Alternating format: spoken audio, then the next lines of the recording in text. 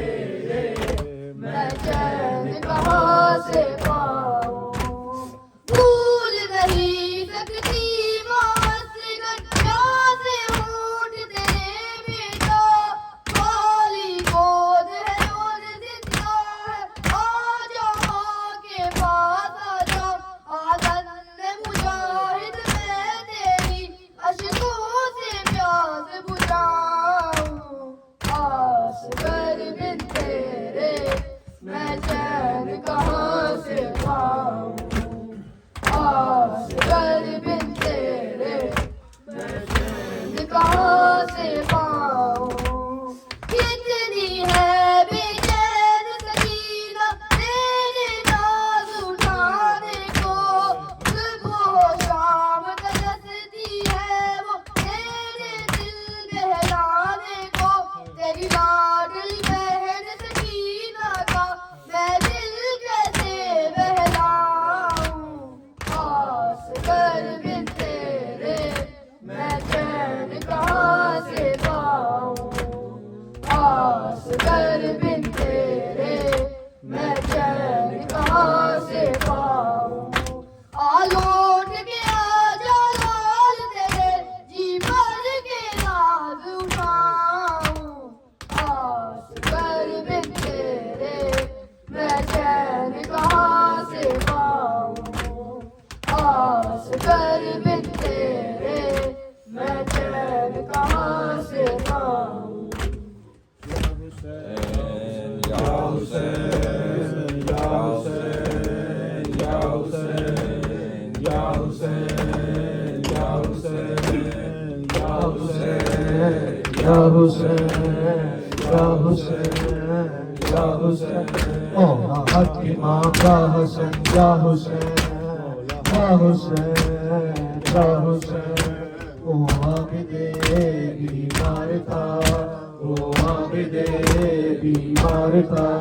चलने से जो लाचार था, चलने से जो लाचार था, और शाम का बाजार था, और शाम का बाजार था, और मुस्तफा की बेटियां मौला हकीमा या हसन या हुसैन या हुसैन या हुसैन या हुसैन। वो आबिदे बीमार था, वो आबिदे बीमार था, चलने से जो लाचार था, चलने से जो लाचार था, और शाम का बाजार था, और शाम का बाजार था, और मुस्तफा की बेटियां मौला हकीमा या हसन या हुसैन, मौला हकीमा या हसन या हुसैन या हुसैन या हुसैन या हुसैन।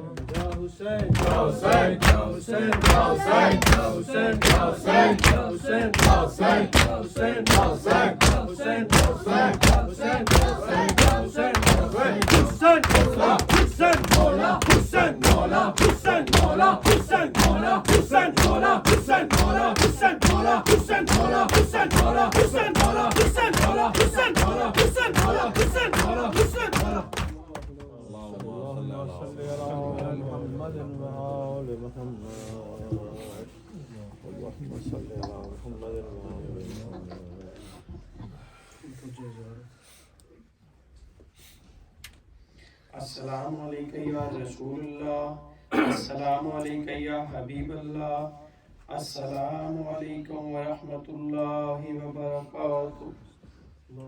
सल्ली अला मुहम्मदिन व आलि मुहम्मद।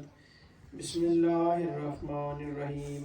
अस्सलामु अलैका या अबा अब्दिल्लाह, अस्सलामु अलैका या इब्न रसूलिल्लाह, अस्सलामु अलैका या इब्न अमीरुल मुमिनीन व इब्न सय्यिदिल वसीय्यीन, अस्सलामु अलैका या इब्न फातिमा सय्यिदतिन निसाइल आलमीन, अस्सलामु अलैका या असारल्लाह व इब्न सार वल वित्रिल मातूर, अस्सलामु अलैका व अला अरवाहिल्लती हल्लत बिफनाइक अलैकुम मिन्नी जमीअन सलामुल्लाह अबदन मा बकीतु व बकियल लैल वन नहार।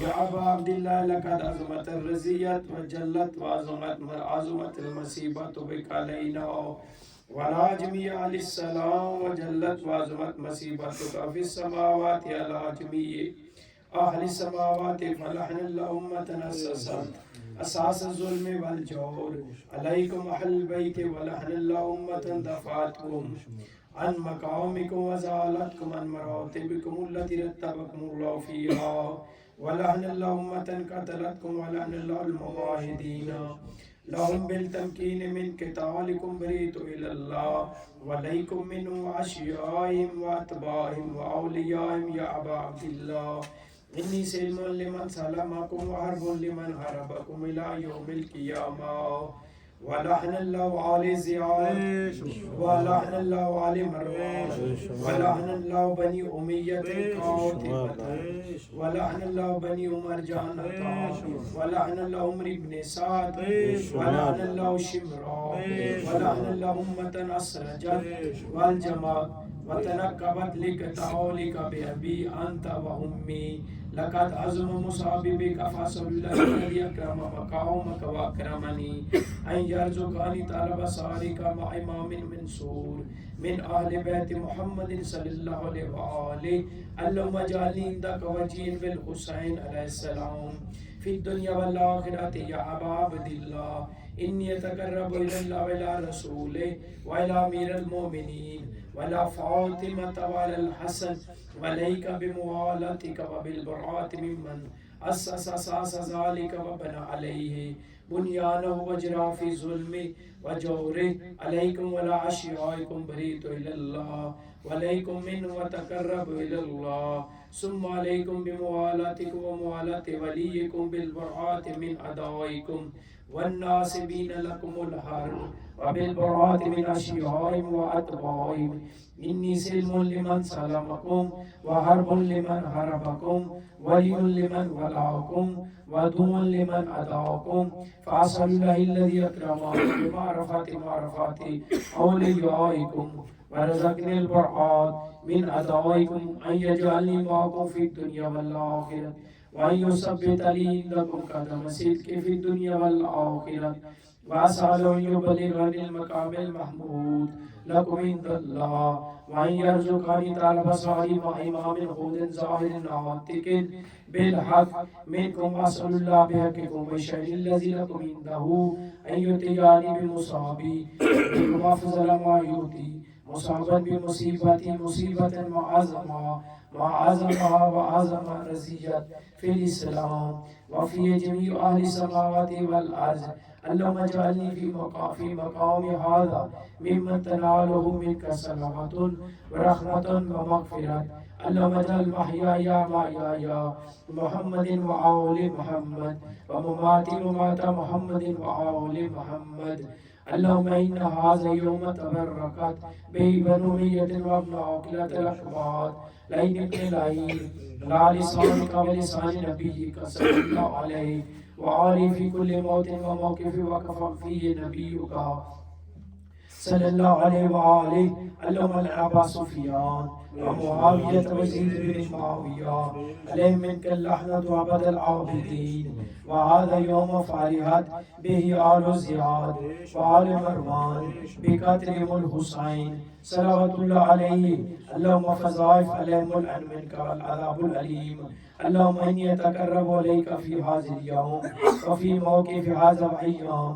حياتي بالبراءة منهم واللعنة عليهم بالموالاة نبيك بالموالاة لنبيك وعلى نبيك عليه وعليه السلام اللهم لن أول ظالم ظلم حق محمد وآل محمد وآخرة به لولا ذلك اللهم لن أصابت الذي جهدت الحسين عليه السلام وشايت وباعيت وتابت لا قتل اللهم لنم جميعا السلام عليك يا أبا عبد الله ولا روح التي هلت بفنائك عليك مني سلام الله أبدا ما بكيت وبكي الليل والنهار ولا جعله الآخر العهد مني لزيارتكم السلام على الحسين ولا علي بن الحسين ولا أولاد الحسين ولا أصحاب الحسين اللهم خص أنت أول ظالم بالأن مني وعبد به أولا ثم الثانية والثالثة والرابعة اللهم لم يزيد خامسا والعبيد بن زياد وابن مرجانة وعمر بن سعد وشمر وعلي أبي سفيان وعلي زياد وعلي مروان إلى يوم القيامة اللهم لك الحمد حمد شاكرين لك المصاب والحمد لله العظيم الرزية اللهم ارزقني شفاعة الحسين عليه السلام يوم الورود اللهم ارزقني شفاعة الحسين عليه السلام يوم الورود اللهم ارزقني شفاعة الحسين عليه السلام يوم البرور وثبت لي قدم صدق لك مع الحسين وأصحاب الحسين الذي بذلوا جمدون الحسين عليه السلام.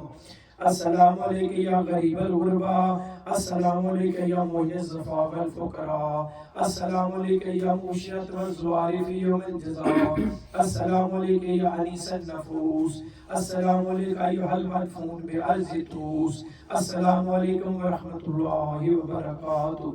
السلام عليك يا صاحب العصر والزمان، اللمان اللمان اللمان. السلام عليك يا مظهر الإيمان، السلام عليك يا خليفة الرحمن، السلام عليك يا شريك القرآن، السلام عليك إمام الزمان. هذا أجل الله فرجك وسهل الله تعالى مخرجك يا إمام ظهورا يا إمام ظهورا يا إمام ظهورا. السلام عليكم ورحمة الله وبركاته. اللهم صل على محمد وعلى محمد. اللهم صل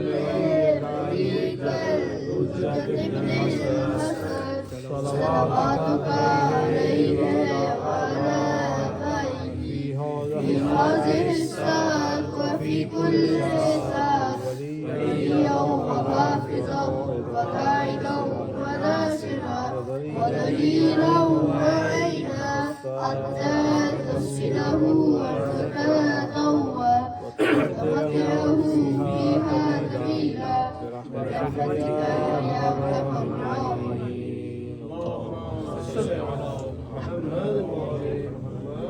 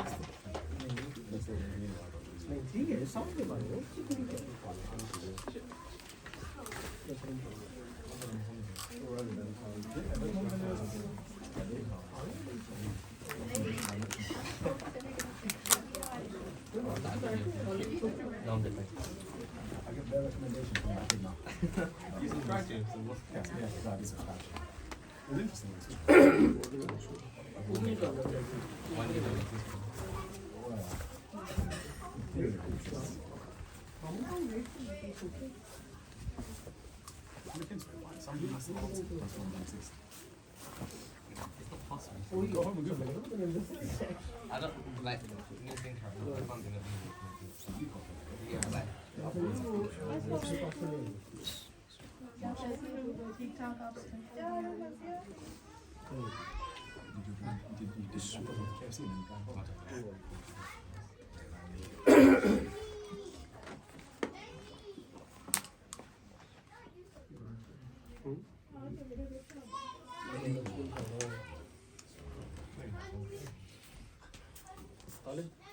ओके, तूने क्वेश्चन पूछना है? No. You should. Yeah, I'm थोड़ा good. सा round, can you go around? That's it. Is that okay? यार मुझे याद नहीं रहा देखते देखते you have time or you need to For about 15 minutes. 15 Yeah. this will give you on the way